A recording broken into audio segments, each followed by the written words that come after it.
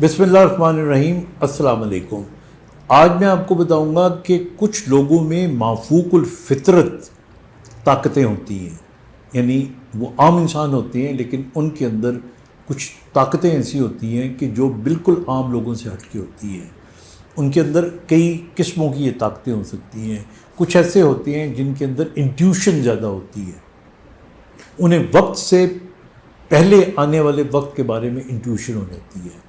और इस किस्म की इंट्यूशन वाले लोग आपको तारीख़ में मुख्तलिफ़ मज़ाहिब के अंदर, मुख्तलिफ़ अक़वाम के अंदर, मुख्तलिफ़ कौमों के अंदर आपको मिलेंगे। और उनका नाम लिए बग़ैर आपको बहुत सी उनकी पेशन गोइयाँ पहले बता दी जाती हैं। अब ये उनको पेशन गोइयाँ कैसे पता चलती हैं, ये इंट्यूशन कहाँ से आती हैं? ज़ाहिर है कि ये इंट्यूशंस अल्लाह ताला की तरफ से आती हैं, लेकिन हम साइंटिफिकली कह सकते हैं कि उनकी जो सोच की रफ्तार है वो अहेड ऑफ टाइम चली जाती है। लियोनार्डो दा विंची को आप देखें, मेरे ख़्याल में अगर मैं किसी से सबसे ज़्यादा इम्प्रेस हूँ तो वो ये है। ये वो शख्स है जो बैक वक्त एक बहुत बड़ा पेंटर था। मोनालिसा की तस्वीर आज भी अरबों खरबों रुपए की बिक रही है, और हालांकि उसके अंदर कुछ देखने में गौर से देखो तो कुछ नज़र भी नहीं आती ख़ास बात, उसका ये खालिक है। फिर उसके बाद आप इसकी साइंटिफिक चीज़ें देखो, मैं इतना हैरान हुआ।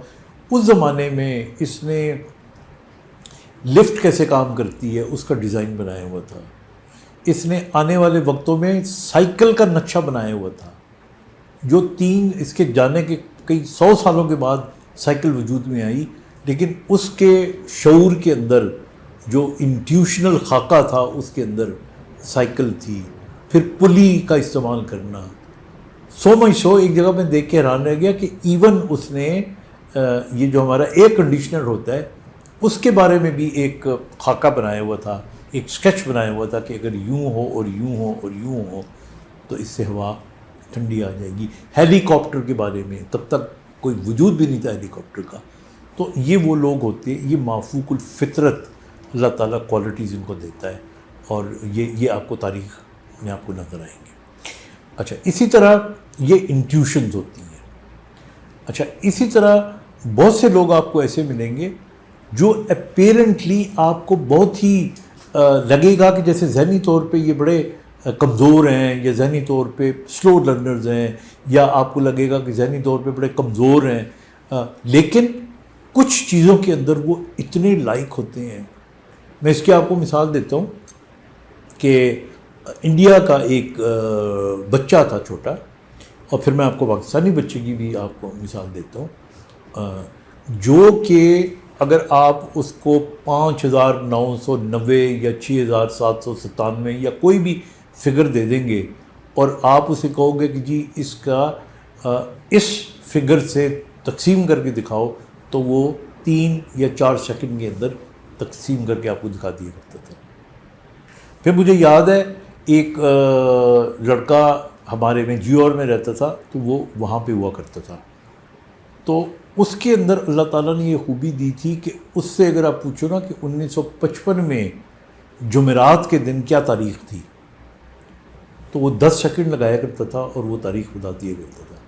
मैं अपने टेलीविज़न प्रोग्राम में उसको पीटीवी पे भी एक दिन लेके गया, और सामने कैलेंडर रख के लोगों के सामने मैंने उसकी प्रेजेंटेशन करवाई, और वो बिल्कुल इसी तरह का एक प्रोग्राम, ये आफ्ताब इकबाल साहब के प्रोग्राम में भी 1-2 लोग आया करते थे, जिनको वो कहा करते थे कि अगर एक आदमी दिन में इतनी चाय पीता है तो बताओ 30 साल के अंदर उसने कितनी चाय पी होगी।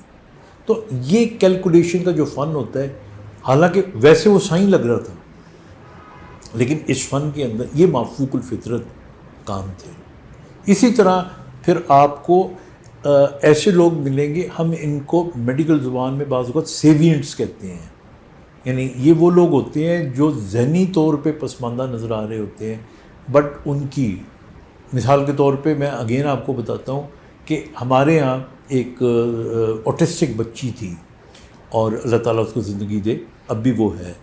और ऑटिस्टिक बच्चे देखिए, वो बात भी नहीं कर सकती, वो चल फिर लेती है, वो किसी से कोई कम्युनिकेट भी नहीं कर सकती, लेकिन उसका तस्वीर बनाने का हुनर इतना ज़बरदस्त था, पेंटिंग का हुनर इतना ज़बरदस्त था کہ اس کی پینٹنگز جو تھیں اس کی پھر بعد میں والد صاحب کے ساتھ مل کے ہم نے چونکہ I work for special persons تو ہم نے الحمرہ میں اس کی نمائش کروائی. اور مجھے یاد ہے کہ اس نمائش کے اندر جو میاں عامر ہیں یہ دنیا چینل کے اور پنجاب گروپ آف کالجز کے جو اونر ہیں ان کو جب پتہ لگا تو ہی واز شاکڈ اور انہوں نے اس کی ایک تصویر وہاں سے خریدی and that is how you know she made quite a money کیونکہ ہر آدمی وہ اتنی اچھی تصویریں بنی ہوئی تھی کوئی سوچ بھی نہیں سکتا تھا کہ اس کو بنانے والا ایسا ہوگا. اچھا اسی طرح پھر کچھ لوگ آپ کو ملیں گے جو ویژولی امپیئرڈ ہیں.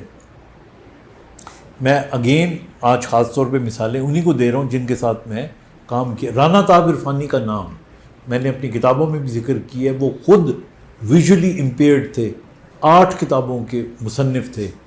اور ایک آدمی جو ویژولی امپیئرڈ ہو اس نے سفر نامہ لکھا اور اس سفر نامے کے اندر اس نے چیزوں کو ٹٹول کے اپنے ہاتھوں سے اپنے لمس سے محسوس کیا کہ یہ پلر ایسا تھا اور یہ بلڈنگ ایسی تھی اور یہ اسٹیچو ایسا تھا اور اس طرح کر کے اس نے پورا سفر نامہ لکھا.